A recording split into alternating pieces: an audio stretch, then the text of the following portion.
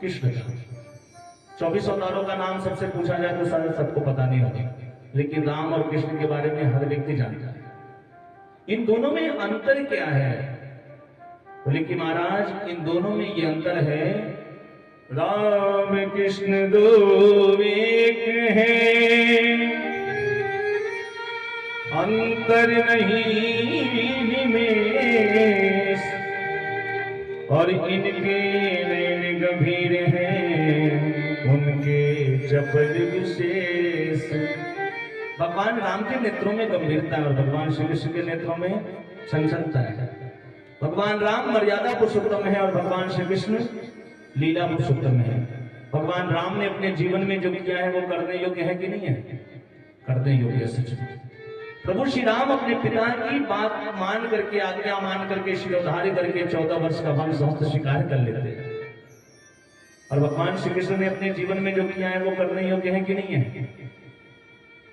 भगवान श्री कृष्ण तो गोपियों के वस्त्र चुराए थे।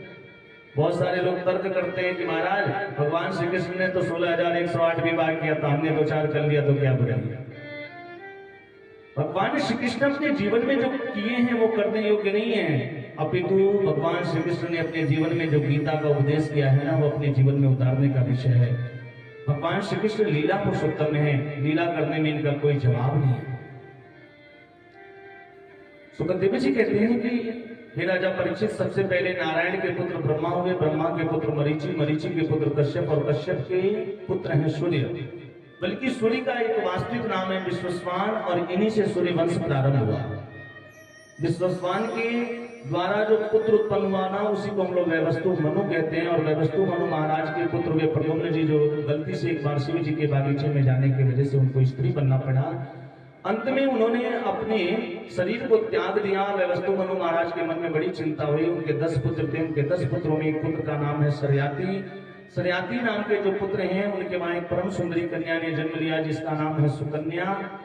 एक बार राजा अपनी कन्या सुकन्या को लेकर के जंगल में अपने सैनिकों के साथ शिकार करने के लिए गया। वहां पर च्यवन ऋषि जंगल में बैठ करके तपस्या कर रहे थे। उनके पूरे शरीर को दीमक ने मिट्टियों से ढक दिया था, केवल दोनों आंखें चमक रही थी। वो सुकन्या नाम की कन्या कौतूहलवश कि ये कौन सी वस्तु हो सकती है, उसने एक सीख लिया और च्यवन ऋषि की आंखों में खोद दिया, जिससे च्यवन ऋषि की आंखें फूट गई, उससे रक्त निकलने लगा।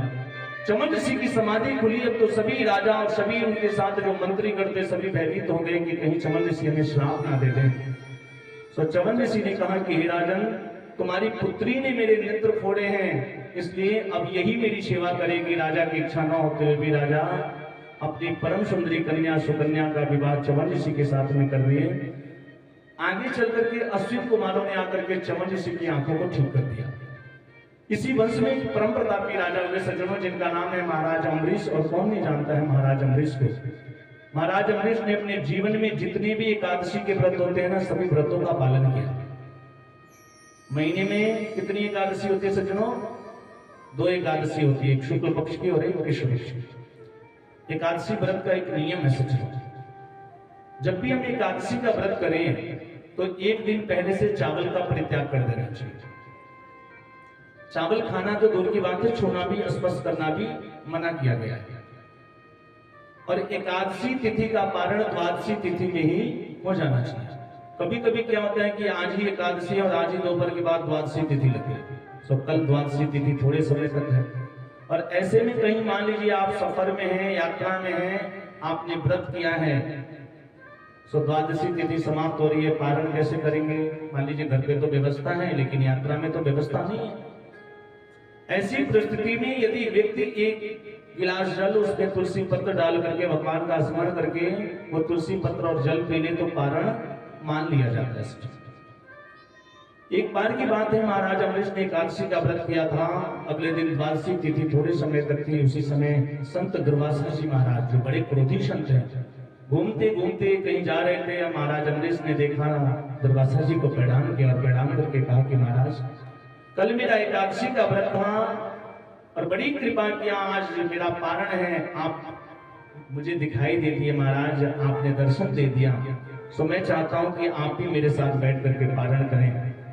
दुर्वासा जी ने कहा राजन, विचार तो उत्तम है, अच्छा है, लेकिन मैं अभी स्नान नहीं किया हूँ, संध्या वंदन नहीं किया। सो आप मुझे थोड़ा समय दीजिए, मैं जाता हूँ, संध्या वंदन करके पुनः वापस आता हूँ, फिर एक साथ बैठ करके पारण करेंगे। दुर्वासा जी बेचारे संध्या वंदन करने चले गए। इधर द्वादशी तिथि समाप्त होते हुए देख राजा को चिंता हुई। राजा ने थोड़ा सा तुलसी पत्र और जल लेकर के पारण कर लिया। इधर दुर्वासा जी आए, उन्होंने देखा कि राजन पारण कर चुके हैं। सो क्रोध में आकर के राजा को मारने के लिए कृत्या नाम की राक्षसी को उत्पन्न किया। वो कृत्या नाम की राक्षसी महाराज अम्बरीश को मारने के लिए दौड़ी। और सज्जनों, इतने में भगवान विष्णु का चक्र सुदर्शन आता है और आकर के उस कृत्या नाम की राक्षसी को जला करके राख कर दिया। उसके बाद वो चक्र सुदर्शन महाराज दुर्वासा को मारने के लिए दौड़ा। महाराज दुर्वासा आगे आगे भागने लगे, पीछे पीछे चक्र सुदर्शन। भागते भागते दुर्वासा जी ब्रह्मा जी के पास गए और ब्रह्मा जी से बोले कि आप इस चक्र सुदर्शन से मेरी रक्षा करिए। ब्रह्मा जी ने कहा कि मैं इस चक्र सुदर्शन से आपकी रक्षा नहीं कर सकता। आप एक काम करिए, आप कहीं और जाइए। दुर्वासा जी वहां से फिर भागना शुरू किए। भागते भागते भगवान शिव के पास गए। भगवान शिव ने भी उनसे हाथ जोड़ लिया, मैं भी आपकी रक्षा नहीं कर सकता। उसके बाद बोले कि आप उनके पास जाइए जिनका ये चक्र सुदर्शन है, वही आपकी इस चक्र सुदर्शन से रक्षा कर सकते हैं। दुर्वासा जी भगवान विष्णु के पास गए, वैकुंठ में पहुंचे। वहां जाकर के देखा, भगवान विष्णु से हाथ जोड़ करके कहते हैं महाराज इस चक्र सुदर्शन से मेरी रक्षा करिए, चक्र सुदर्शन मुझे जला करके राख कर देगा। भगवान विष्णु ने भी हाथ खड़े कर लिए, बोले कि मैं आपकी रक्षा नहीं कर सकता, क्योंकि मैं तो भक्तों के बस में रहता हूं। अगर आपको अपने प्राणों की रक्षा करवानी है तो आप उसी संत दुर्वासा से कहते हैं कि उसी महात्मा अम्बरीश के पास जाइए, अगर वो चाहेंगे तो आपके प्राणों की रक्षा हो सकती है। दुर्वासा जी फिर दौड़े दौड़े आते हैं महाराज अम्बरीश के पास। इतने दिनों में 1 वर्ष का समय व्यतीत हो गया है और 1 वर्ष के बाद जब महाराज अम्बरीश के पास पहुंचे तो देखते क्या है कि महाराज अम्बरीश अपने हाथ में जल लेकर के उसी भांति खड़े हैं। दुर्वासा जी हाथ जोड़ करके कहते हैं महाराज इस चक्र सुदर्शन से मेरी रक्षा करो, ये चक्र सुदर्शन मुझे जला करके राख कर देगा। तब महाराज अम्बरीश ने चक्र सुदर्शन की तरफ देखा और हाथ जोड़ करके कहा कि यदि मैंने अपने जीवन में ब्राह्मण में और देवता में कभी कोई अंतर ना समझा हो तो ये चक्र सुदर्शन शांत हो जाए। बस इतना ही कहना था सज्जनों, वो चक्र सुदर्शन शांत हो गया। इस प्रकार से महाराज अम्बरीश ने संत दुर्वासा के प्राणों की रक्षा की। बोले वृंदावन बिहारी लाल की जय। और सूर्यवंश की एक विशेषता है सज्जनों, मैं आप लोगों को बताऊं। सूर्यवंश में ये विशेषता है कि सूर्यवंश में जितना भी पुत्र उत्पन्न हुए हैं ना, बिना यज्ञ किए जल्दी कोई पुत्र उत्पन्न नहीं हुआ है।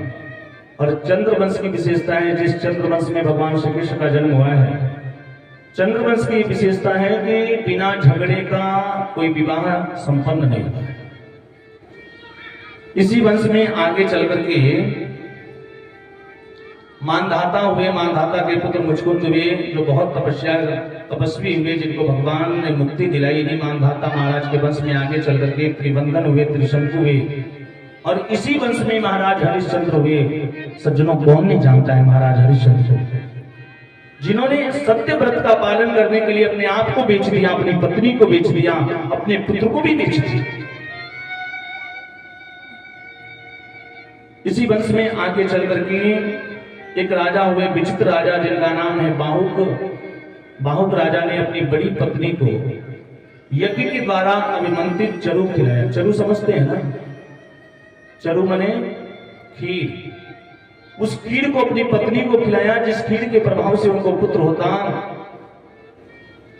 लेकिन अन्य रानियों ने ईर्ष्यावश कि अगर बड़ी रानी को पुत्र हो जाएगा तो राजा बड़ी रानी को ज्यादा प्रेम करेगा, स्नेह करेगा, हमें प्रेम स्नेह नहीं करेगा। तो सभी छोटी रानियों ने मिलकर के बड़ी रानी को ईर्ष्यावश जहर खिला दिया कि ये रानी और ये पुत्र गर्भ में ही मर जाए। लेकिन गुरुजी ने अपने मंत्र शक्तियों से उस बालक को मरने नहीं दिया, बल्कि जब वो बालक जन्म लिया, उत्पन्न हुआ, तो सारा विष उसके सर पे रखा था। और विष को संस्कृत में गर कहते हैं। गर माने जहर होता है। सो गर के साथ उत्पन्न होने के नाते उसी बालक का नाम सगर हुआ। महाराज सगर की 2 पत्नियां हुई, एक का नाम है केसरी, दूसरी का नाम है सुमति। सुमति ने एक मांस के पिंड को जन्म दिया। केसरी के पुत्र हुए असमंजस, दासियों ने आकर के बताया, रानी आपको कोई पुत्र नहीं उत्पन्न हुआ है, बल्कि मांस का लोथड़ा, मांस का पिंड उत्पन्न हुआ है। क्रोध में आकर के रानी ने उस मांस के पिंड को 60,000 टुकड़े करके बाहर भिजवा दिया और वही महाराज सगर के 60,000 टुकड़े। महाराज सगर ने अश्वमेध यज्ञ किया, यज्ञ का घोड़ा इंद्र चुरा करके ले गए, ले जाकर के कपिल मुनि के आश्रम में बांध दिया। इधर महाराज सगर के 60,000 पुत्रों ने इस घोड़े को ढूंढने के लिए इस पृथ्वी को इतना खोदा कि पृथ्वी समुद्र बन गई। उसके बाद भी जब वो घोड़ा नहीं मिला तो कपिल मुनि के आश्रम में घोड़े को बंधा हुआ देख करके कपिल मुनि को ही चोर समझ करके उनको मारने के लिए दौड़ गए। और उसी समय महाराज कपिल की नेत्र खुली, उनके नेत्रों से एक ज्वाला निकली जिसमें महाराज सगर के 60,000 पुत्र जल करके राख हो गए, भस्म। उसके बाद अंशुमान ने आकर के कपिल भगवान की बड़ी तपस्या किया और उनसे पूछा कि महाराज इन पुत्रों की मुक्ति कैसे होगी। तब कपिल भगवान ने कहा कि वामन भगवान के चरणों से निकलने वाली जो श्रीमती गंगा महारानी है, यदि उस गंगा का स्पर्श हो जाए तो इन महाराज सगर के 60,000 पुत्रों को मुक्ति मिल सकती है। अंशुमान ने फिर गंगा जी को इस पृथ्वी पे लाने के लिए बड़ी तपस्या किया, लेकिन गंगा जी के दर्शन उनके नहीं हुए। उसके बाद में उनके पुत्र वे दिलीप ने भी बड़ी तपस्या किया, लेकिन उनको भी श्रीमती गंगा महारानी के दर्शन नहीं हुए। दिलीप के बाद दिलीप के पुत्र वे भागीरथी, और इनकी तपस्या से प्रसन्न होकर के श्रीमती गंगा महारानी अपने कुछ शर्तों को मनवा करके इस पृथ्वी लोक पे, इस धरा धाम पे आई हैं, जहां आज भी हम लोग जाकर के गंगा में स्नान करते हैं और अपने पापों का प्रायश्चित करते हैं। बोल श्रीमती गंगा महारानी की जय। गंगा जी सबसे पहले ब्रह्मा जी के कमंडल से निकली और उसके बाद सप्तऋषि मंडल से होते हुए भगवान शिव की जटा में आई हैं। जटा से निकलना प्रारंभ किया है तो हिमालय पर आई हैं, हिमालय से निकलना प्रारंभ किया है तो आगे आगे भागीरथी जी, पीछे श्रीमती गंगा महारानी, और वहां गई हैं जहां महाराज सगर के 60,000 पुत्र जल करके राख हुए थे। आज उन पुत्रों का स्पर्श किया है और महाराज सगर के 60,000 पुत्रों को मुक्ति दिलाई है। आइए हम सब लोग भी 2 मिनट श्रीमती गंगा महारानी का स्मरण करते हैं। बोले वृंदावन बिहारी लाल की जय। अरे पूर्व ही देशवा में पापा के नगरिया, शिव शिव होला जय जयकार हो। पूर्व ही देशवा में पापा के नगरिया, शिव शिव होला जय जयकार हो।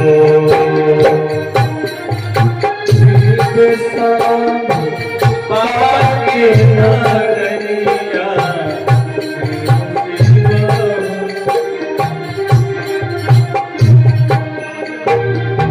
धन बड़ी सब दासी नगरिया, वही जहाँ गंगा जी के धार हो।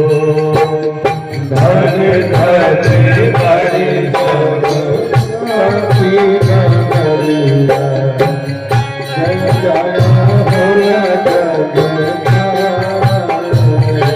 क्या बात है, समझ में आ रहा तो सुन लो मेरी ताली बजाए। देखिए ताली इसलिए बजवाता हूँ कि आप लोगों को नींद ना आए।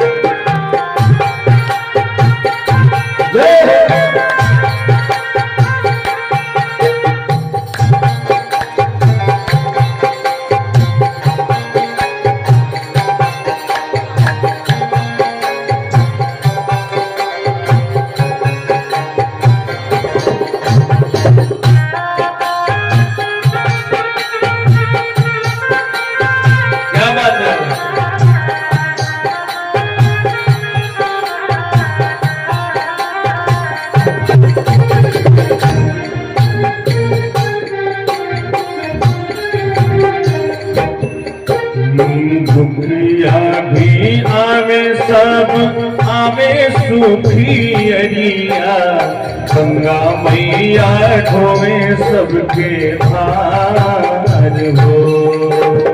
दुखिया भी आवे सब आवे सुखी अरिया, गंगा मैया ढोवे सबके भार हो। बाड़ी सब काशी नगरिया और जहाँ गंगा जी के पास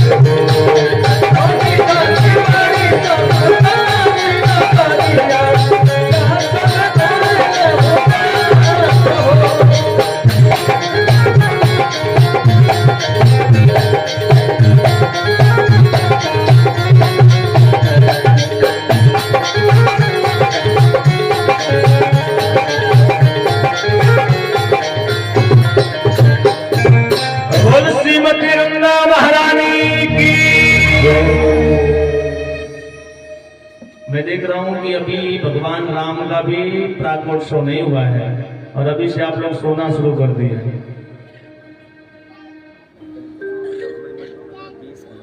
सज्जनों,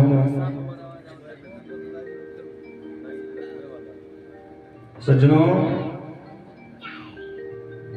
ये निद्रा देवी मैंने बताया था ना कि कुंभकर्ण की पत्नी है और ये एक छुआछूत की बीमारी भी है। एक बार की बात है, मैं आप लोग को बताऊं। एक गांव में एक बुढ़िया मैया थी। हमारे सामने बुढ़िया मैया बैठी है, आप मत सोचिएगा कि महाराज जी हमको देख करके रहे। एक गांव में बुढ़िया मैया थी, जहां कहीं भी कथा होती थी ना, 2-4-5 किलोमीटर की दूरी में तो जरूर जाती थी कथा सुनने के लिए। लेकिन संजोग से बुढ़िया मैया के दांते में बहुत दर्द होता है। 3 दिन हो गए बुढ़िया मैया के दांत के दर्द ठीक ना है। पहले तो बुढ़िया मैया जितना खरगिरवा दवाई होला जे जौन बताओ कि भाई कला गांव वाला दवाई उपयोग कैली, लेकिन लाभ ना भय। जब 3 दिन हो गए तो उनके लगल की बुझा था बिना डॉक्टर के लगे गईले ठीक ना हो। एक दिन बेचारी तैयार होके डॉक्टर के यहाँ जाए खातिर तैयार भेली। संजोग से उनके गांव से 3 किलोमीटर दूर पे बाजार लगता था। जाए खातिर तैयार भेली तो घर के जो बूढ़ पुरानिया लोग होले ना, उनका काम का होला, वो लोग के ड्यूटी रहेला लड़कन के खिलौले के। ये लोग जब कहीं जाई लो, घर से निकली लो ना, तो जब घर के सबसे छोट नाती नतकुर होइए को लोग के अंगुरी पकड़ा ले लो, चल बहनी चले के। संजोग से बुढ़ियो माई के एगो छोट के नतनी रहे 5-6 साल की। बुढ़िया माई कहली कि चल बेटी चले के डॉक्टर के यहाँ चले के। 3 किलोमीटर दूर बाजार रहे, वो अपने नतनिया के अंगुरी पकड़ौली लेके चल गई डॉक्टर साहब के यहाँ। वो जब गई तो डॉक्टर साहब पूछने की माता जी कहाँ भेल बात के। कली बाबू देखी ना, पता नहीं कहाँ भेल बात, 3 दिन से दांत इतना पीड़ा था कि बनते नहीं के। डॉक्टर साहब कहने की माता जी अपन मुँह खोला। बुढ़िया मैया जब मुंह खुली तो डॉक्टर साहब बैटरी बार के देखने कहले तो 3 गो दांत उखाड़े पड़ी, खोड़ीला हो गई, तब जाके ठीक हुई था। कहली कि साहब कितना खर्चा लगी, तो डॉक्टर साहब कहले कि 500 रुपया के खर्चा बा। बुढ़िया माई अपने अचरा में जितना लुकवा के धैले रही सब खोली उनके देखली 300 रुपये में रहे। डॉक्टर साहब से कहली कि 300 बार रख ली, फिर हम आगे कमाए बाजारे थे आपके 200 ही दे दे। कहली पानी के दुकान है, जब धारना लगेला 500 लेके एगो तब जाके दांत उखाड़े बा। बेचारी बुढ़िया मैया बड़ा उदास। 3 किलोमीटर पैदल चल के गई लली, फिर 3 किलोमीटर पैदल नतनिया के अंगुरी पकड़ौली, चल बहनी चले के घरे। जब अपने गांव में पहुंचली, संजोग से जैसे आप लोग यहाँ कथा होता ना, वही तरह वो गौवा में कथा होता है। बुढ़िया मैया देखलो, अरे बाप रे बाप, पूरा गांव के लोग का बात है, पूरा गाँव के लोग इकट्ठा बा। कहीं ऐसा बा मोदी जी को योजना लॉन्च कैले बनी, सब लोग आयल बा आवास वास भरवावे। हमरा आदि ना घर हम पिछवा गई।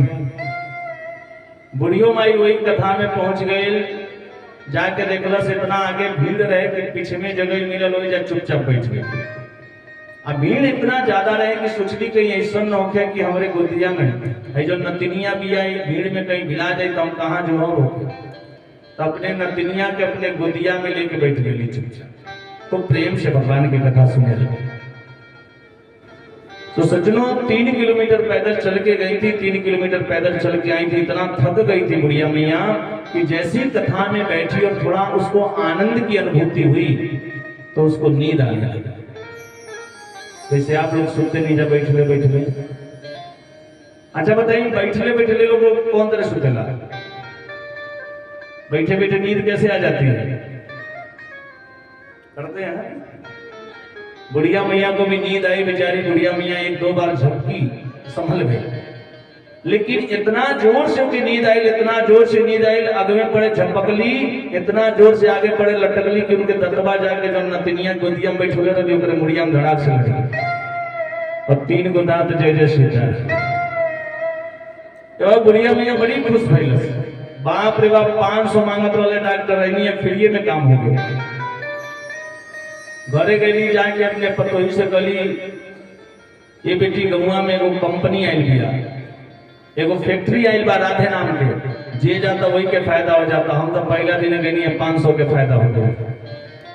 पतोहिया पढ़ल लिखल रहे, ग्रेजुएशन कैले रहे, कल जा बड़ा जिंदगी भर तो के सहूर ना होई कभी, पढ़ल लिखल तो बाड़ू ना, जहाँ फैक्ट्री आयल बा वो 500 के फायदा को खेलू, पढ़ल लिखल नहीं ना गमार बाड़ू। हम गए लती, हम पढ़ल लिखल बानी, कम से कम 2000 के फायदा को खेल।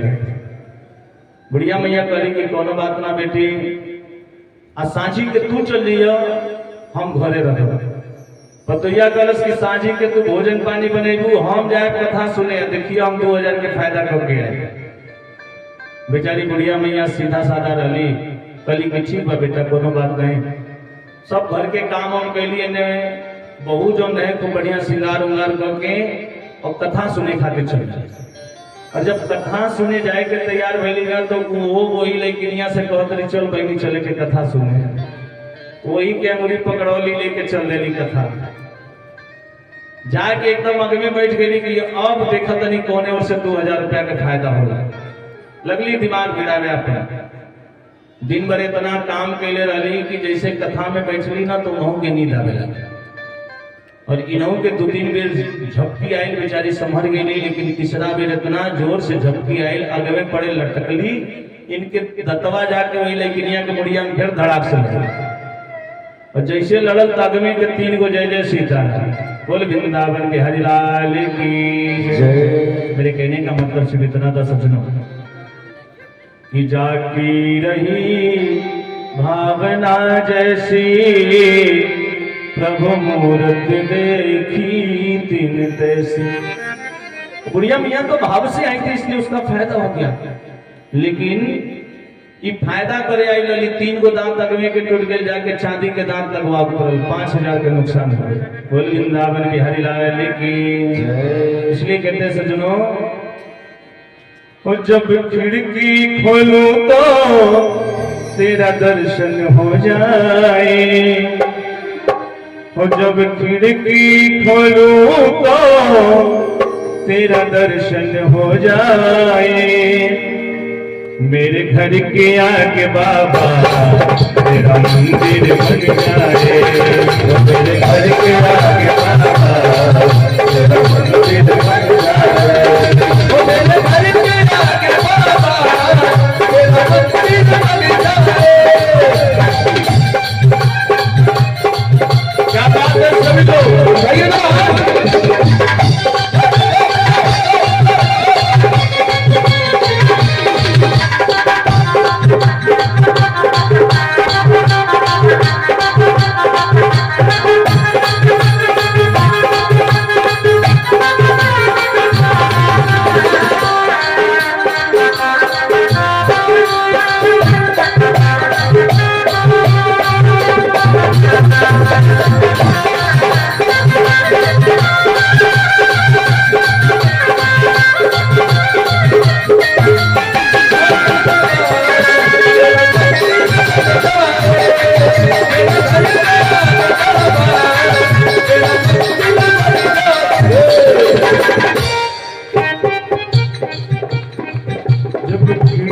खोलूं तो तेरा दर्शन हो जाए, जब खिड़की खोलूं तो तेरा दर्शन हो जाए, जब खिड़की खोलूं तो तेरा दर्शन हो जाए, जब खिड़की खोलूं तो तेरा दर्शन हो जाए।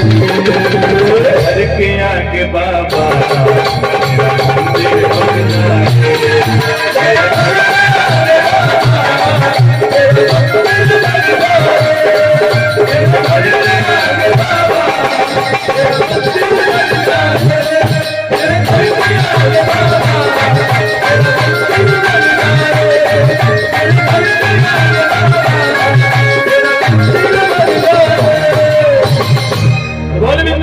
बिहारी लाल की जय हो।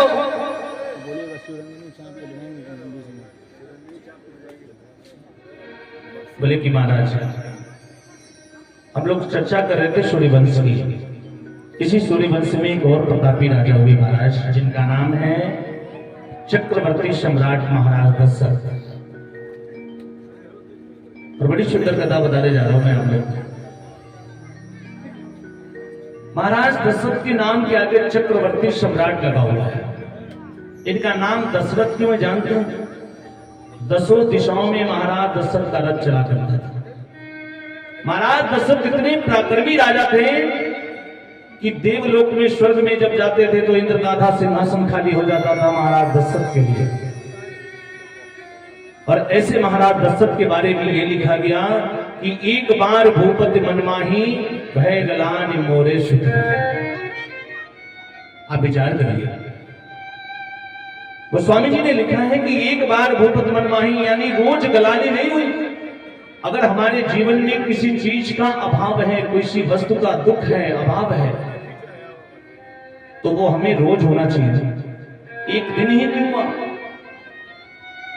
और वो समय कौन सा था? एक बार भूपति मनमाही भय गलाने मोरे सुतनाई, वो एक बार का समय कौन सा था? अलग अलग संत लोग अलग अलग बातें बताते, मैं आप लोग को दो बातें बताऊंगा यहाँ पे। पहला तो ये कि एक बार की बात है, महाराज दशरथ इंद्र से मिलने के लिए स्वर्ग में पहुंचे। उस समय इंद्र ने महाराज दशरथ का बड़ा सुंदर स्वागत सत्कार किया। अपने आसन पर महाराज दशरथ को विराजमान किया। और जैसे महाराज दशरथ वहां से स्वर्ग से आने लगे, सो इंद्र ने अपने सैनिकों को बुलाकर के कहा कि इस सिंहासन को जल्दी बाहर करो, इस पे गंगा जल छिड़को, इत्र छिड़को, ये आसन अपवित्र हो गया। और ये बात महाराज दशरथ अपने कानों से सुन रहे थे। सैनिकों ने पूछा कि महाराज अभी जब महाराज दशरथ आए थे तो आप इतना सुंदर सम्मान किए और उनके जाते कहते हो कि आसन को बाहर करो, पवित्र करो, ये आसन अपवित्र हो गया, ऐसा क्यों? तब इंद्र ने कहा कि महाराज दशरथ चक्रवर्ती सम्राट है, लेकिन महाराज दशरथ को कोई पुत्र नहीं है, वो निर्वंशी है और ऐसा व्यक्ति शासन पे बैठा था, इसलिए आसन अपवित्र हो गया। ये बात महाराज दशरथ अपने कानों से सुने। और जब वापस अयोध्या में पहुंचे ना, तो पूरी रात अपने महल में सोचते रहे कि एक पुत्र न होने के नाते इंद्र ने मेरा इतना बड़ा अपराध था। अगर मुझे एक पुत्र होता तो इंद्र की मजाल नहीं थी जो मेरे बारे में ऐसा सोचता। सो ये वो समय था जिस दिन महाराज दशरथ को गलानी हुई और गोस्वामी जी को लिखना पड़ा कि एक बार भूपति मनमाही भय गलानी मोरे सुतनाई। और दूसरा प्रमाण मिलता है राधे श्याम रामायण में सचमुच। एक बार की बात है, महाराज दशरथ ऐनक लेकर के, शीशा लेकर के अपने बालों को संवार रहे थे। और जब अपने बालों को संवार रहे थे ना, तो उन बालों के बीच में उनको कुछ सफेद बाल दिखाई दिए। उन बालों को देख करके महाराज दशरथ को चिंता हुई। महाराज दशरथ को लगा कि मेरा चौथा पन आ गया, मेरा बुढ़ापा आ गया, और आज तक मेरे अयोध्या नगरी को किसी युवराज की प्राप्ति नहीं हुई, मुझे पुत्र की प्राप्ति नहीं हुई, इससे अयोध्या का कोई युवराज नहीं बना। राधे श्याम रामायण में लिखा है सज्जनों, एक रोज अवधपति निप दशरथ के, अरे मन में यही समाया है। एक रोज अवधपति मन में यही समाया है। मन में यही समाया है। रोज अवधपति निप दशरथ के, एक रोज अवधपति निप दशरथ के, अरे मन में यही समाया है। बीत गया जीवन का दीनपन, बीत गया जीवन का दीनपन, चौथे पन की अब छाया है। बीत गया जीवन का दीनपन, चौथे पन की अब छाया है।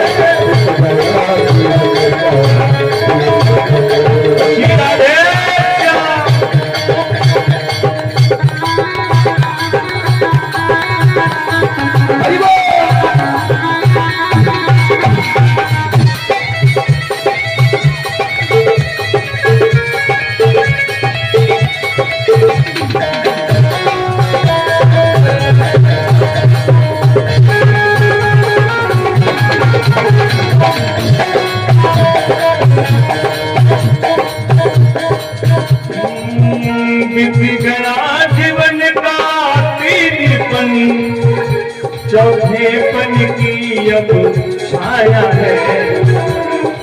और लगता है ब्रह्मा ने हमको,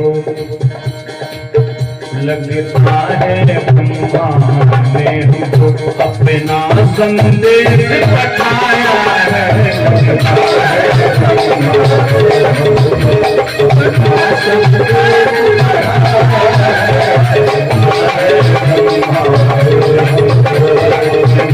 संदेश पठाया है।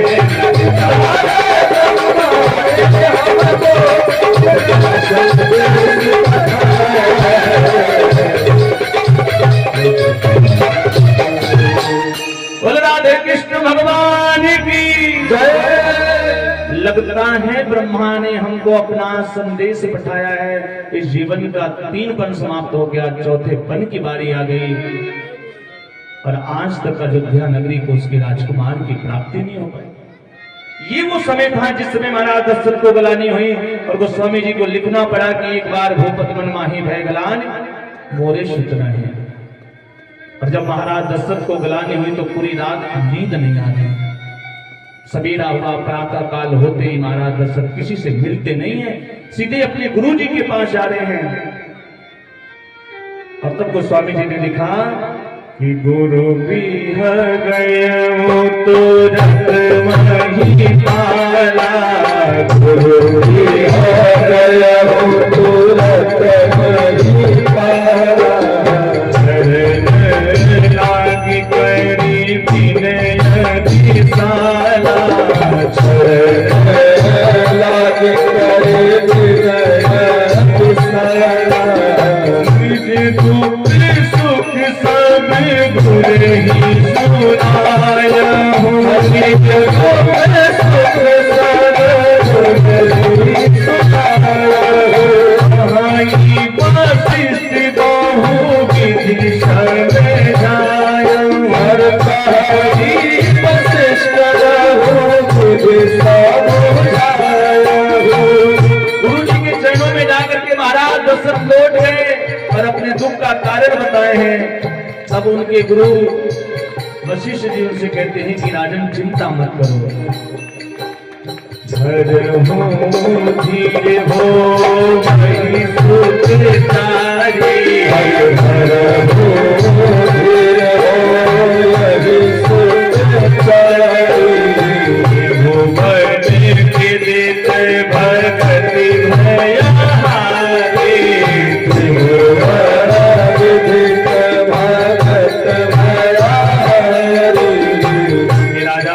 एक पुत्र के लिए परेशान हो, एक नहीं बल्कि थोड़ा धैर्य रखो, तुम्हें 4 पुत्र होंगे और ऐसे पुत्र होंगे जिनकी महिमा पूरे त्रिभुवन में विख्यात होगी। उसके बाद गुरु जी ने क्या किया, शिंगी ऋषि को बुलाया। विचार करिए कि क्या वशिष्ठ जी को यज्ञ कराना नहीं आता था? क्या वशिष्ठ जी पुत्रश्री यज्ञ नहीं करा सकते थे? शिंगी ऋषि को क्यों बुलाया यज्ञ कराने के लिए? बोले कि महाराज पुत्रश्री यज्ञ कराने का अधिकारी वही होता है जो स्वयं पुत्रवान हो, और वशिष्ठ जी के पास कोई पुत्र नहीं था सज्जनों, इसलिए उन्होंने शिंगी ऋषि को बुलाया। सिंगी सहित श्रेष्ठ बुलावा, सिंगी सहित बुलावा, काम शुभ जग करावा, काम शुभ जग करावा। भक्ति सहित मुनिया बुद्धि दीनी, भक्ति सहित मुनिया बुद्धि दीनी, भक्ति अग्नि चारु बरुलीनी, भक्ति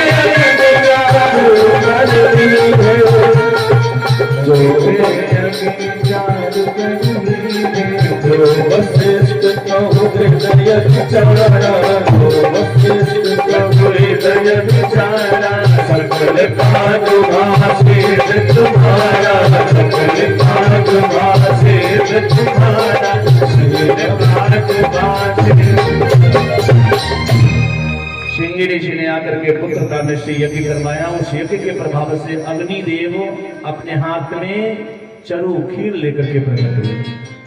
गुरु जी ने वो खीर महाराज दशरथ को दिया है। महाराज दशरथ ने उस खीर को अपने तीनों रानियों में विभाजित किया है। उस खीर के प्रभाव से महाराज दशरथ की तीनों रानियों ने गर्भ को धारण किया। धीरे धीरे वो सुंदर सा समय नजदीक आ गया। सज्जनों, नवमी तिथि मधुमास पुनीता शुक्ल पक्ष अभिजीत हरिप्रीता। चैत्र मास के शुक्ल पक्ष की नवमी तिथि अभिजीत मुहूर्त और दिन के ठीक 12 बजे आज मेरे राघवेंद्र सरकार का प्राकट्य हो रहा है। मां कौशल्या के महल के अंदर आज भगवान चतुर्भुज रूप धारण करके प्रकट हुए। बोलो राघवेंद्र सरकार की जय। सशंक चक्रम सगरेत कुंडलम सफेद वस्त्रम सरसेरुहिक्षणम सहार वक्षस्थल कौस्तुभंशियम नमामि विष्णुं शिरसा चतुर्भुजम।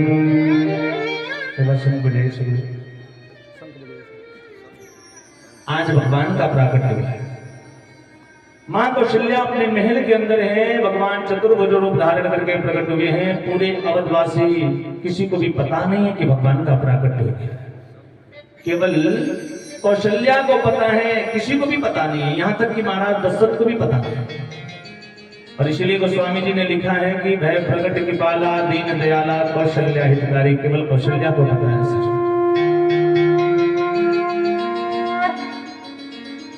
आज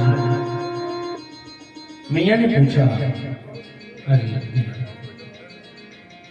मैया ने पूछा कि आप कौन हैं? भगवान ने कहा कि मां याद करो, पूर्व जन्म में आपने और पिताजी ने मुझे मेरी तपस्या किया था और उस समय में आप लोग की तपस्या से प्रसन्न होकर के आपसे कहा था कि मुझसे वरदान मांग लो।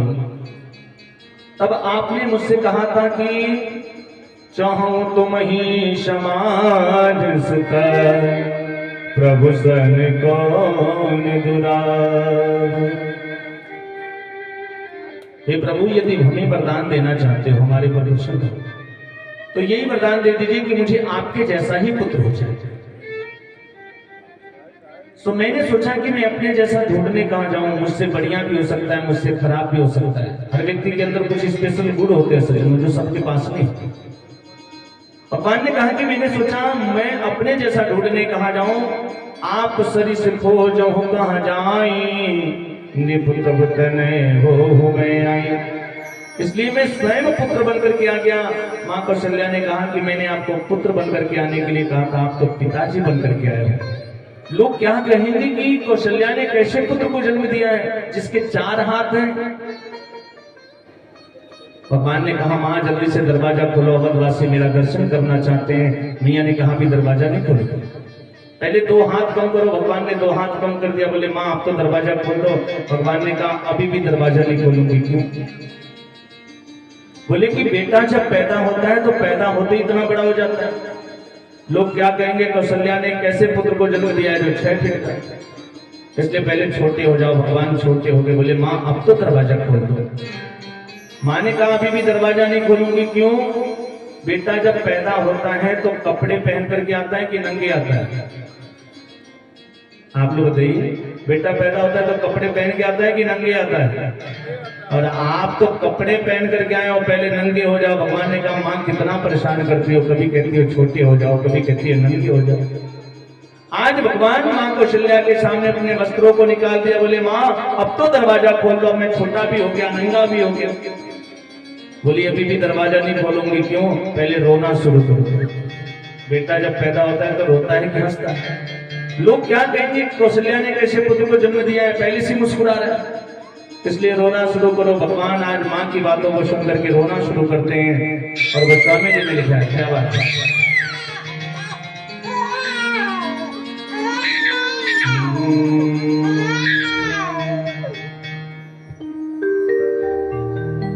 माता पुनि बोली सोमति डोली। माता पुनि बोली सोमति डोली। गजहु तात यह रूपा, गजहु तात यह रूपा।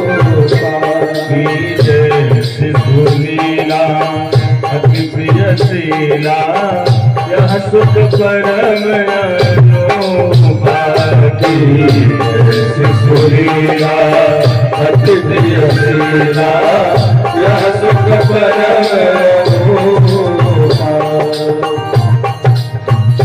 सुनी वचन सुराना रोदन ठाना कोई बालक सुर भूपा कोई बालक सुर भूपा कोई बालक सुर भूपा यह चरित जगावहि हरिपद पावहि चरित जगावहि हरिपद पावहि तेन परहि भव भूपा तेन परहि भव भूपा तेन परहि भव भूपा तेन परहि भव भूपा तेन परहि भव भूपा विप्रदेन सुर संत हितलीन मनुष्य अवतार निजेच्छा निर्मित तनो माया गुण गोपार। आज भगवान का प्राकट्य हुआ। मैया ने जैसे ही अपने महल का दरवाजा खोला, आज सभी अवधवासियों की भीड़ लग गई। जैसे पता चला कि आज राघवेंद्र सरकार का प्राकट्य हुआ है, सब अवधवासी आकर के मां कौशल्या को बधाइयां दे रहे हैं। सभी लोग आकर के मां को बधाई दे रहे हैं। महाराज दशरथ को जब इस बात की सूचना मिली तो महाराज दशरथ की खुशी का ठिकाना नहीं। एक पुत्र के लिए परेशान थे, 4 पुत्र हो गए हैं। सभी अवधवासी आकर के मां कौशल्या से कहते हैं, अरे अवध घर आनंद भयो जय राजा राम की। अवध घर आनंद भयो जय राजा राम की। अवध घर आनंद भयो जय राजा राम की। अवध घर आनंद भयो जय राजा राम की। जय राजा राम की जय बाल राम की। जय राजा राम की जय बाल राम की। जय राजा राम की जय बाल राम की। जय राजा राम की जय बाल राम की। कौशल्या के लाल भयो जय राजा राम की। कौशल्या के लाल भयो जय राजा राम की। अवध घर आनंद भयो जय राजा राम की। अवध घर आनंद भयो जय राजा राम की। घर आनंद भयो जय राजा राम की। अवध घर आनंद भयो जय राजा राम की। जय जय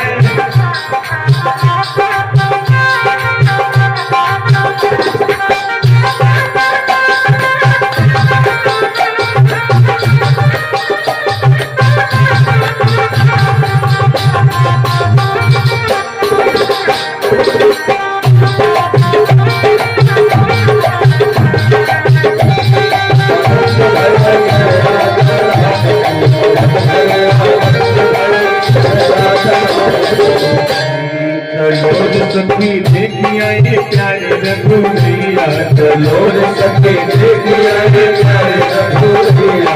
प्यारे रघुवैया प्यारे रघुवैया।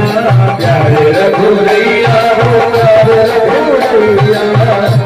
चलो रे सखी देखिया ये प्यारे रघुवैया। चलो रे सखी देखिया ये प्यारे रघुवैया।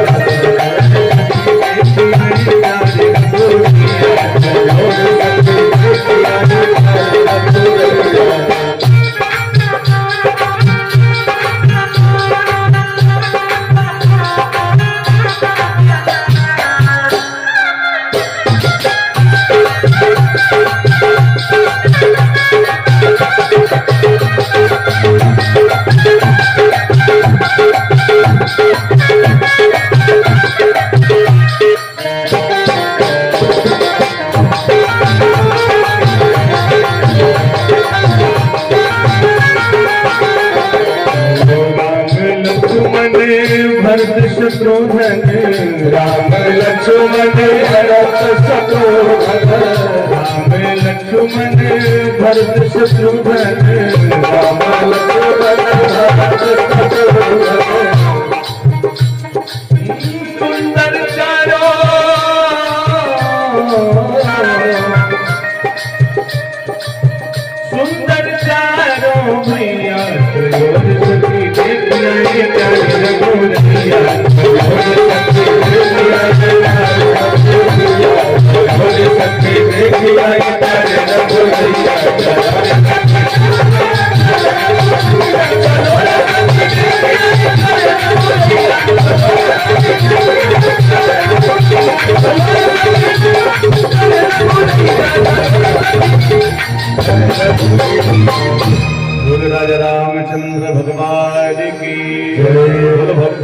भगवान की जय। श्रीमद् भागवत महापुराण की जय।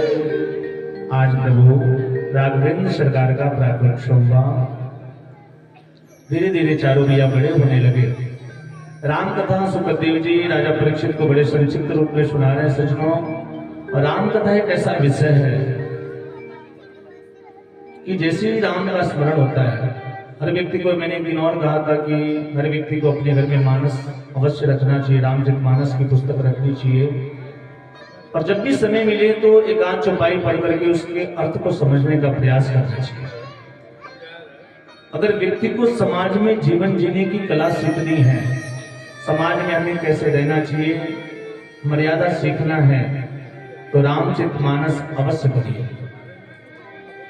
इस पूरे रामचरितमानस में त्याग का कंपटीशन चल रहा है और कोई किसी से कम नहीं है। सचिन, किसी भी व्यक्ति का नाम ले लीजिए, किसी एक पात्र का नाम ले लीजिए, कोई किसी से कम नहीं है। चाहे वो राम हो, कौशल्या है, दशरथ है, कैकेयी है, किसी भी पात्र का नाम ले लीजिए। कभी समय अगर मिला मुझे तो मैं आप लोगों को बताऊंगा, जिस भी व्यक्ति के बारे में कहेंगे त्याग देखना है तो रामचरितमानस को समझिए। चारों भैया बड़े हो रहे हैं। जब राम लक्ष्मण भरत शत्रुघ्न थोड़े से बड़े हुए, इसी समय गुरु जी आते हैं उनको लेने के लिए। महाराज दशरथ की इच्छा नहीं थी, लेकिन न चाहते हुए भी आज गुरु जी का आदेश है। विश्वामित्र जी के साथ में आज राम और लक्ष्मण को महाराज दशरथ भेजते हैं यज्ञ की रक्षा करने के लिए। अपने गुरु जी के साथ में राम और लक्ष्मण दोनों चल रहे हैं। कुछ दूर आगे बढ़े, उस मार्ग में सबसे पहले राम जी ने एक राक्षस का वध किया। वो राक्षस कौन है पता है आप लोग? राम कथा आप लोग सुनते होंगे। सबसे पहले किस राक्षस का वध किया था प्रभु श्री राम ने? सबसे पहले राक्षस का नहीं, राक्षसी का वध किया था। रास्ते में कौन मिला? ताड़ुका चाची। मेरे प्रभु श्री राम ने ताड़ुका का उद्धार किया और आगे बढ़े। और कुछ दूर आगे बढ़े तो दो निशाचर हैं जिनका नाम है मारीच और सुबाहु। एक बाण मेरे प्रभु श्री रामचंद्र ने ऐसा मारा कि जो सुबाहु था उसका उद्धार हो गया, और दूसरी बाण इतनी जोर से मारा कि जो मारीच नाम का निश्चर था ना, वो 7 योजन का सागर पारा समुद्र के उस पार लंका में जाकर गया। कुछ और आगे बढ़े, एक स्थान पे पहुंचे जहां पर एक बहुत बड़ी पत्थर की शिला थी। उसे देख करके प्रभु श्री राम वहीं रुक जाते हैं। गुरु जी से पूछते हैं कि गुरु जी की कौन सा स्थान है? इस स्थान को देख करके ऐसा प्रतीत होता है कि पहले कभी यहाँ पक्षियों का कलरव हुआ करता था, ये स्थान पड़ा है, रमणीय हुआ करता था, और आज ये स्थान बिल्कुल वीरान लग रहा है। उनके गुरु जी ने कहा कि राम, ये कोई साधारण स्थान नहीं है, बल्कि गौतम ऋषि की तपस्थली है। और ये जो सामने जो पत्थर की शिला देख रहे हो ना, ये कोई पत्थर की शिला नहीं बल्कि गौतम ऋषि की नारी है, अहिल्या है, जो अपने ही पति के श्राप के कारण पत्थर की शिला बन गई है। ये सुनकर के प्रभु राघवेंद्र सरकार के नेत्र सजल हो गए। राम जी ने सोचा कि इनके ऊपर भी कृपा होनी चाहिए। प्रभु श्री राम ने अपने चरणों का स्पर्श कराया है। परशत पद पावन शोक न सावन प्रकट भई तब पुंज सही। आज उस अहिल्या का उद्धार किया। अहिल्या प्रभु श्री राम के चरणों में प्रणाम करके वहां से चली जाते हैं और आगे बढ़ते हैं। ये राम कथा मैं आप लोगों को थोड़ी जल्दी जल्दी बताऊंगा। और आगे बढ़े, जनकपुर में पहुंचे हैं। ये वही जनकपुर है जहां महाराज जनक ने सीता का स्वयंवर रचा है।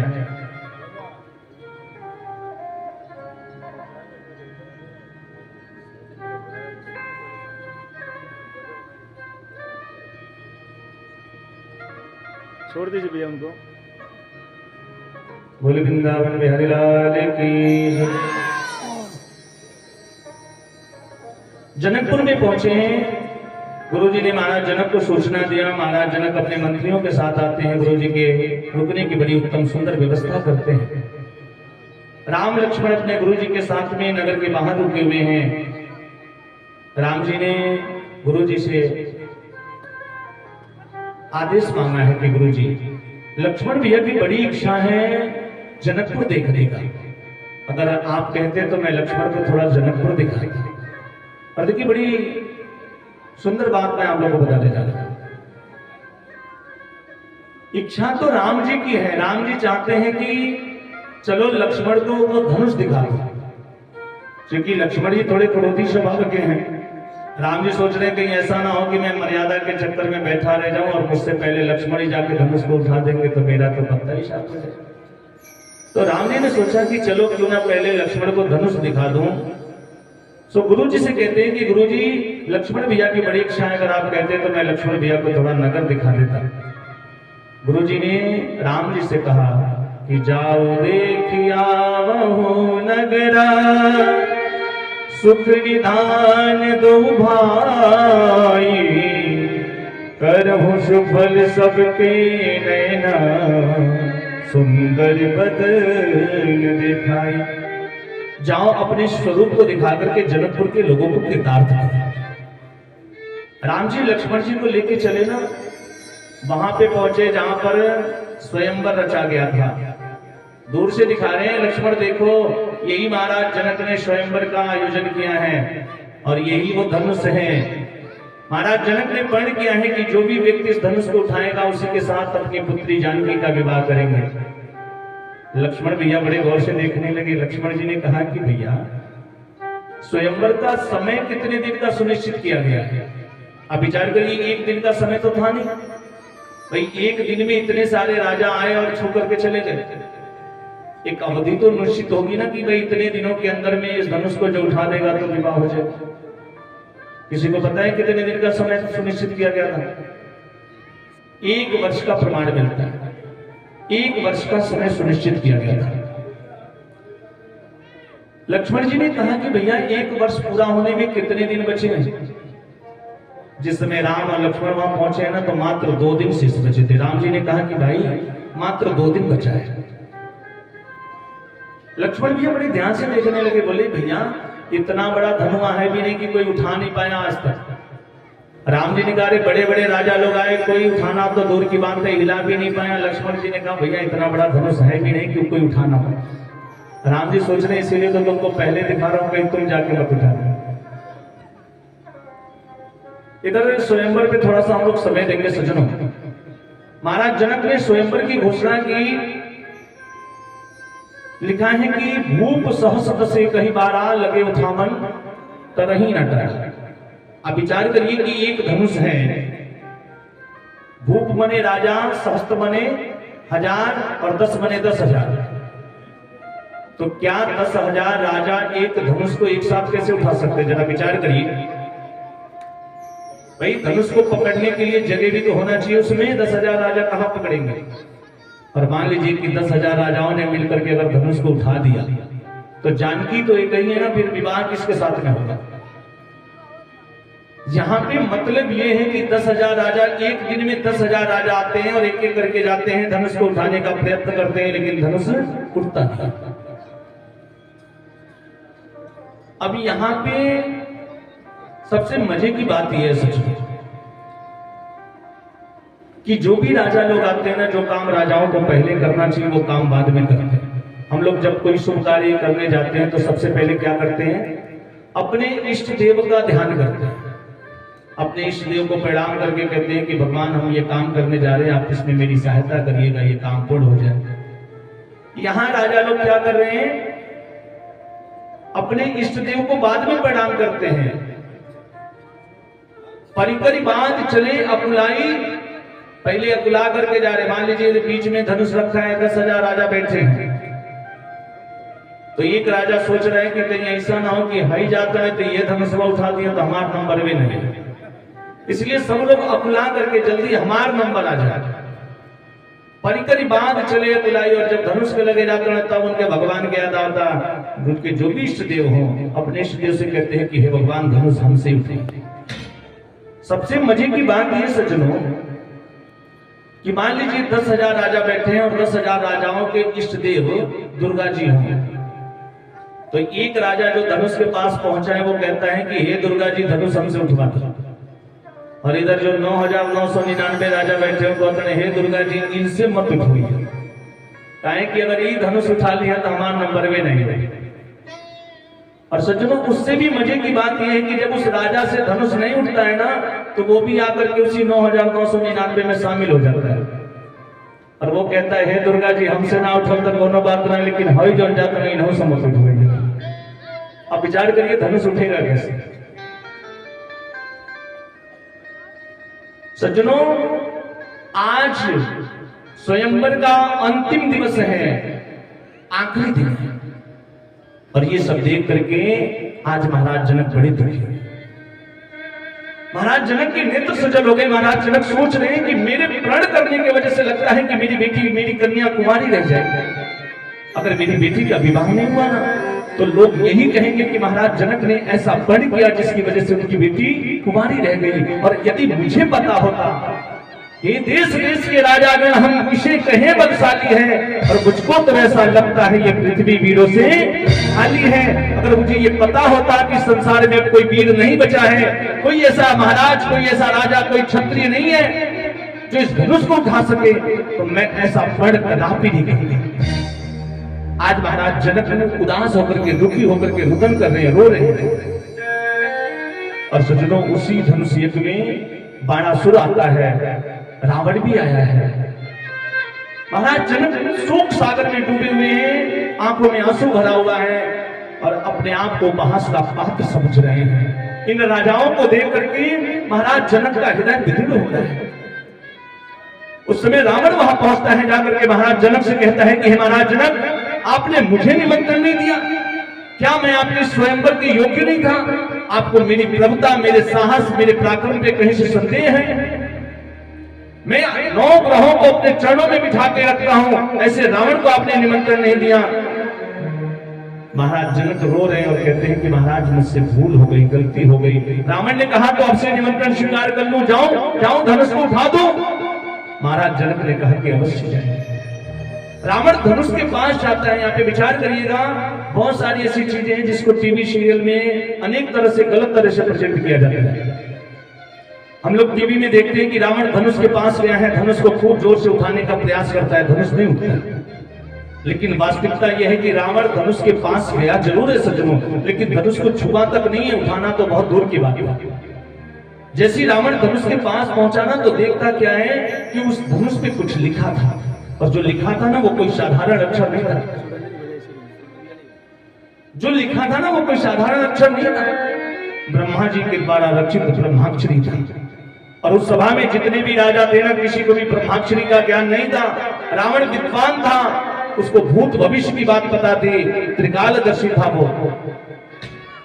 उसने देखा कि उस धनुष पे लिखा है, उसे ब्रह्माक्षरी का ज्ञान था। उसने देखा कि इस धनुष पे लिखा है कि जो भी इस धनुष को उठाएगा या तोड़ेगा उसके पिता की मृत्यु हो जाएगी, उसे 14 वर्षों तक अपनी पत्नी के साथ वन में भटकना पड़ेगा। रावण ने सोचा एक पत्नी हो तो रिक्श के लिए 14,000 पत्नियों को लेकर के मैं कहां घूमता फिरूंगा। और ये देख करके रावण वहीं रुक गया।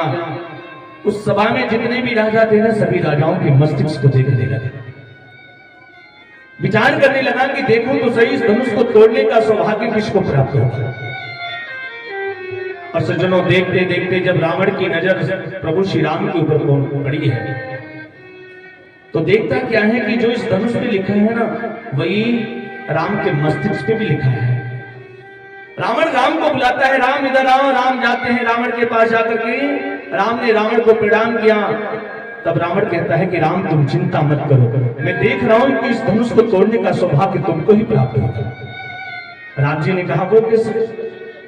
रावण ने कहा कि जो इस धनुष पे लिखा है ना वही तुम्हारे मस्तिष्क पे भी लिखा है। तब राम जी हाथ जोड़ करके पूछते हैं कि महाराज मेरे मस्तिष्क पे और क्या लिखा है?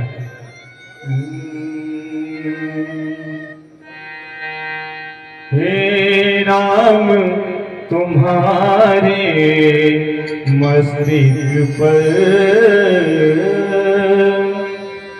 है पीता मरण वनवास लिखा है। राम तुम्हारे मस्तिष्क पर है पीता मरण वनवास लिखा है। राम तुम्हारे मस्तिष्क पर